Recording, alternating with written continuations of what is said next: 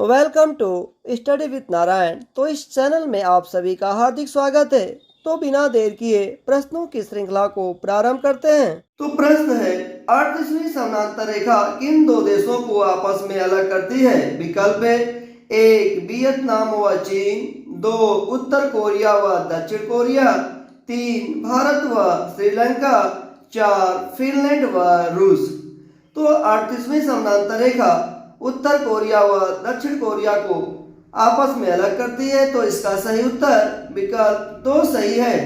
कुछ महत्वपूर्ण रेखा के बारे में चर्चा करते हैं जो दो देशों का सीमांकन करती है, जैसे रेड क्लिफ रेखा भारत और पाकिस्तान के बीच, मैकमोहन रेखा भारत व चीन के बीच, डुरंट रेखा पाकिस्तान व अफगानिस्तान के बीच, हिंडनबर्ग रेखा जर्मनी और पोलैंड के बीच, 17वीं समानांतर रेखा उत्तरी वियतनाम व दक्षिणी वियतनाम के बीच और 49वां समानांतर रेखा अमेरिका व कनाडा के बीच की सीमा है। तो इस प्रश्न से आपको इतनी जानकारी मिलती है। नेक्स्ट, सुप्रसिद्ध संगीतज्ञ तानसेन और बैजू बावरा किसके शासनकाल में सुविख्यात थे? विकल्प है, 1 अकबर, 2 जहांगीर, 3 बहादुर शाह द्वितीय जफर, 4 शाहजहां। सुप्रसिद्ध संगीतज्ञ तानसेन और बैजू बावरा अकबर के शासनकाल में सुविख्यात थे। तो इसका सही उत्तर विकल्प 1 सही है। बैजू बावरा, इनका जन्म 1542 में हुआ था और बैजू बावरा भारत के ध्रुपद गायक थे। उनको बैजनाथ प्रसाद और बैजनाथ मिश्र के नाम से भी जाना जाता है। वे ग्वालियर के राजा मान सिंह के दरबार गायक थे और अकबर के दरबार के महान गायक तानसेन के समकालीन थे। वे गुरु हरिदास के शिष्य थे। अकबर का पूरा नाम जलालुद्दीन मोहम्मद अकबर था। इनका जन्म 1542 में हुआ था। इनके पिता का नाम हुमायूं और माता का नाम हमीदा बानो बेगम था। इनका शासनकाल 1556 से 1605 तक था और इनका उत्तराधिकारी जहांगीर हुआ।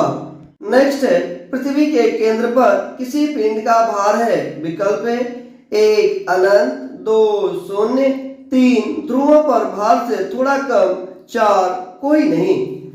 तो भार जो है द्रव्यमान गुणे गुरुत्वीय त्वरण होता है और पृथ्वी के केंद्र पर गुरुत्वीय त्वरण का मान 0 होता है। अगर हम इस संख्या में 0 से मल्टीप्लाई करें तो उसकी वैल्यू 0 होती है, अर्थात पृथ्वी के केंद्र पर किसी पिंड का भार 0 होता है। तो इसका सही उत्तर विकल्प 2 सही है। नेक्स्ट है, सल्फर डाइऑक्साइड का जलीय विलयन है?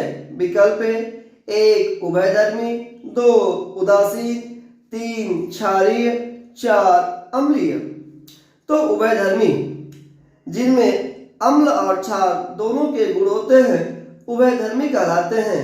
उदासीन, नहीं अम्लीय हो और नहीं क्षारीय हो। और क्षारीय, तो धातुओं के ऑक्साइड क्षारीय होते हैं और अधातुओं के ऑक्साइड अम्लीय होते हैं। तो सल्फर डाइऑक्साइड, तो सल्फर जो है अधातु है, तो इसके ऑक्साइड जो है अम्लीय होते हैं। तो इसका सही उत्तर विकल्प 4 सही है। अगर हम बात करें पीएच अर्थात पावर ऑफ हाइड्रोजन, इसका खोज जो है सोरेनसन ने किया था। पीएच की वैल्यू अगर 7 के बराबर है तो उदासीन होता है और पीएच का मान 7 से कम रहेगा तो अम्लीय होता है और 7 से ज्यादा होता है तो क्षारीय होता है। नेक्स्ट है, भारतीय राष्ट्रीय कांग्रेस के किस अधिवेशन में गांधी इरविन समझौता का अनुमोदन किया गया? विकल्प है, 1 लाहौर अधिवेशन, 2 कलकत्ता अधिवेशन, 3 त्रिपुरा अधिवेशन, 4 कराची अधिवेशन। तो कराची अधिवेशन 1931 में गांधी इरविन समझौता का अनुमोदन किया गया। तो इसका सही उत्तर विकल्प 4 सही है। आइए इसे और समझने का प्रयास करते हैं। लाहौर अधिवेशन यह 1929 में हुआ था और इसके अध्यक्ष पंडित जवाहरलाल नेहरू थे।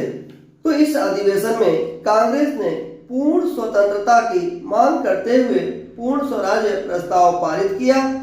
कलकत्ता अधिवेशन 1911, इसके अध्यक्ष बिशन नारायण धर थे और सत्र का जो महत्व था, जन गण मन पहली बार गाया गया।